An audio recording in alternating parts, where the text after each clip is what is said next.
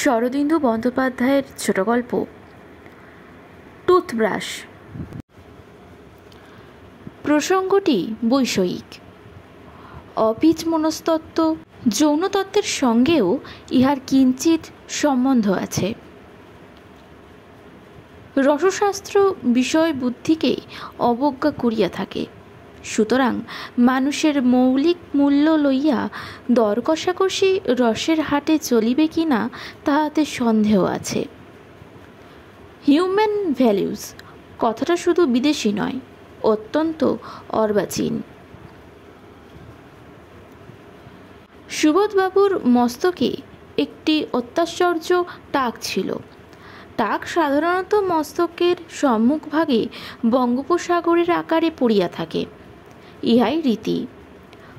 সুবোধবাবুকে দেখিয়া কিন্তু কেহই সন্দেহ করিতেন না যে তাহার টেরিকাটা মস্তকের সমস্ত পশ্চাৎগটা ঊষর নির্লোমতার একেবারে ধূ ধূ করিতেছে।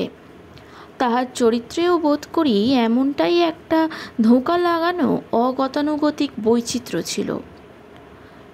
সম্মুখ দেখিয়া সহসা পশ্চাতের খবর পাওয়া যাইত না। আমার সহিত অল্পদিনের জন্যই আলাপ হইয়াছিল। পশ্চিমের যে শহরে আমি বেড়াইতে গিয়াছিলাম, তিনি ছিলেন সেই শহরের একজন উন্নতিশীল ব্যবসাদার। ভদ্রলোকের বয়স ৪৫ হইতে ৪০-এর মধ্যে। ধীর প্রিয়ভাষী লোক, অত্যন্ত সাধারণ কথাও বেশ রস দিয়া বলিতে পারিতেন। আলাপের পূর্বে অন্য ৫ জনের মুখে তাহার অখ্যাতি সুখ্যাতি দুই শুনিয়াছিলাম।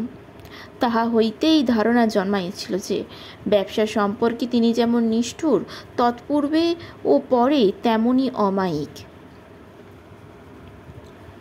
বাণিজ্য ব্যাপদেশে তাহার সংস্পর্শে আসি নাই বলিয়া বোধ হয় সুবোধবাবুকে আমার ভালো লাগিয়াছিল। কার্পণ্য দোষ তাহার ছিল না। প্রতি সন্ধ্যায় তাহার বাড়িতে বহু ভদ্রবেশী অভাগ্যদের ভিড় ছিল। সুবোধবাবুর আধুনিকা ও সুচটুলা স্ত্রীকে কেন্দ্র করিয়া একটি সামাজিক আসর গড়িয়া উঠিয়াছিল। তিনি নিজেও এই অনুষ্ঠানে যোগ দিতেন। তাহার মোলায়েম হাসি তামাশা এই সন্ধ্যা সভার একটা উপভোগ্য উপাদান ছিল।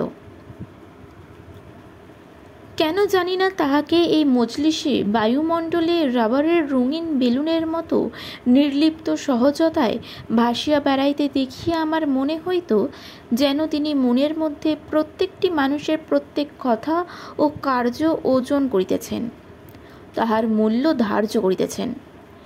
এ বিষয়ে মুখে তিনি কিছুই বলিতেন না, তবু তাহার মনে এই তুলত দণ্ডটি যে সর্বদা সক্রিয় আছে তাহা অনুভব করিয়া আমি একটু অস্বস্তি বোধ করিতাম। একদিন তিনি মৃদু হাসিয়া আমাকে বলিয়াছিলেন, আচ্ছা, আপনি ছড়ি ব্যবহার করেন কেন বলুন দেখি। যুক্তিসম্মত কোনো উত্তরই ছিল না। বেড়াইতে বাহির হইবার সময় একটি ছড়ি হাতে না থাকিলে কেমন ফাঁকা ফাঁকা ও নিঃসম্বল মনে হয়, এইটুকুই বলিতে পারি। তাহাই বলিয়াছিলাম। উত্তরে তিনি আমার পানে সেই ওজন করার দৃষ্টি ফিরাইয়া একটু হাসিয়াছিলেন মাত্র, কিন্তু তাহার কাছেই অকারণ ছড়ি বহন করিয়া বেড়ানো যে একান্ত অনাবশ্যক শক্তি হয় তাহা অনুভব করিয়াছিলাম। মনুষ্য চরিত্রের গূঢ় মর্ম উদ্ঘাটন করিতে যাহারা অভ্যস্ত তাহারা হয়তো সুবোধবাবুর বিচিত্র টাক ও অন্যান্য বাহ্য অভিব্যক্তি হইতে তাহার প্রকৃতিগত বৈশিষ্ট্য ধরিয়া ফেলিতে পারবেন, কিন্তু ১ মাসের পরিচয়ের ফলে তিনি আমার কাছে যেন একটু বেশি আবছায়া রহিয়া গিয়াছেন। এমনকি শেষের যে গুরুতর ঘটনাটা একসঙ্গে বজ্রবিদ্যুতের মতো তাহার মাথার উপর ফাটিয়া পড়িয়াছিল, তাহার উগ্র আলোকেও লোকটিকে স্পষ্টভাবে চিনিতে পারি নাই। হয়তো আমারই নির্বুদ্ধিতা, কোনো বস্তুকে যাচাই করিয়া তাহার প্রকৃত মূল্য নির্ধারণ করিবার বিদ্যা এত বয়সেও অর্জন করিতে পারি নাই। অথচ শুনিয়াছি এই বিদ্যাটাই নাকি চরম বিদ্যা, শিক্ষা, সংস্কৃতি, এমনকি দর্শন শাস্ত্রের শেষ সাধনা। গুরুতর সংবাদটি আমাকে যিনি প্রথম দিলেন তিনি সম্ভবত সুবোধবাবুর ব্যবসায়ী ঘটিত বন্ধু।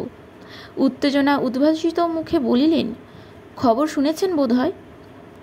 কিসের খবর? শোনেননি তাহলে? হাস্যোজ্জ্বল চক্ষু দুইটি আকাশের পানে তুলিয়া তিনি একটি দীর্ঘ নিঃশ্বাস ফেলিলেন। বড়ই দুঃসংবাদ। সুবোধবাবুর স্ত্রী, তাকে কাল রাত্রি থেকে আর পাওয়া যাচ্ছে না। সে কি, কোথায় গেলেন তিনি? যা শুনছি, এক ছোকরা খুব ঘন ঘন যাতায়াত করত, তার সঙ্গেই নাকি কাল রাত্রে।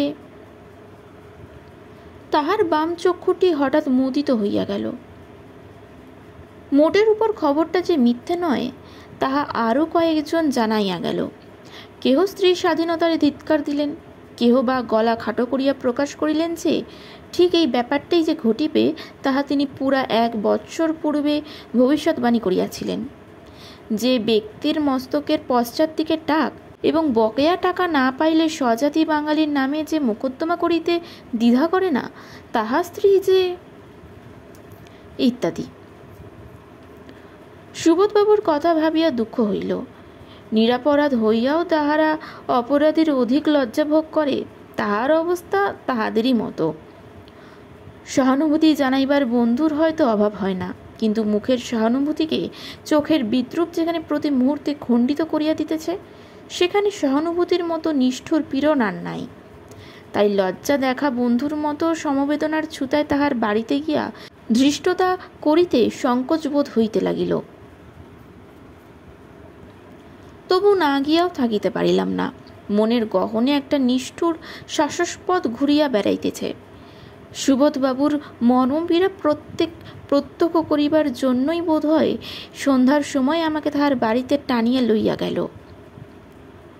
অন্যদিনের মতো বাড়িতে মজলিসের বন্ধুরা কেহ নাই। বারান্দায় একাকী বসিয়া সুবোধবাবু মস্তকে পশ্চাৎ ভাগে হাত বুলাইতেছেন।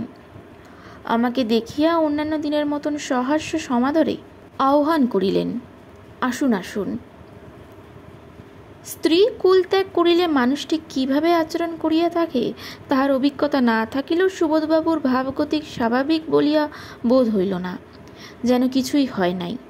হাসি মুখে 2-4টি সাময়িক প্রসঙ্গের আলোচনা, এমনকি একবার একটি রসিকতা পর্যন্ত করিয়া ফেলিলেন। বেজায় অস্বস্তি অনুভব করিতে লাগিলাম। যাহার দুঃখে সান্ত্বনা দিতে আসিয়াছি, তিনি যদি দুঃখটাকেই গায়ে না মাখেন, তবে সান্ত্বনা দিব কাহাকে? অপদস্থের মতো নীরবে হেঁট মুখে বসিয়া রহিলাম। প্রসঙ্গটা উপস্থাপন করিতেই পারিলাম না। দিনের আলো নিষ্প্রভ হইয়া আসিতেছিল।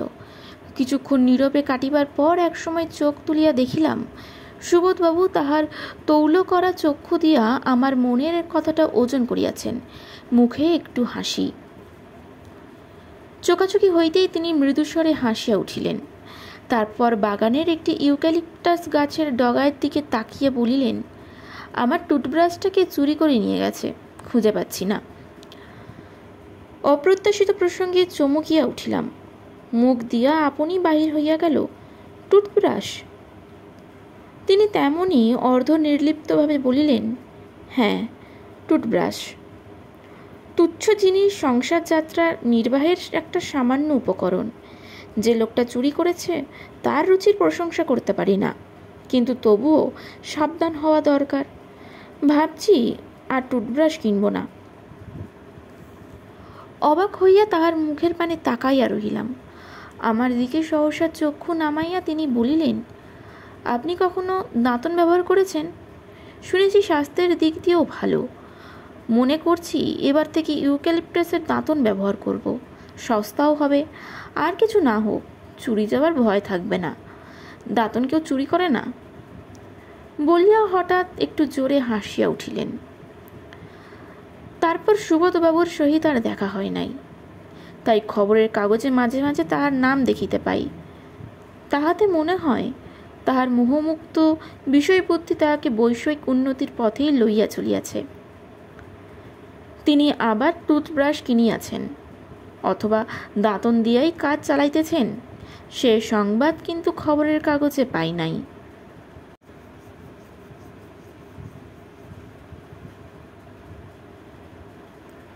নমস্কার।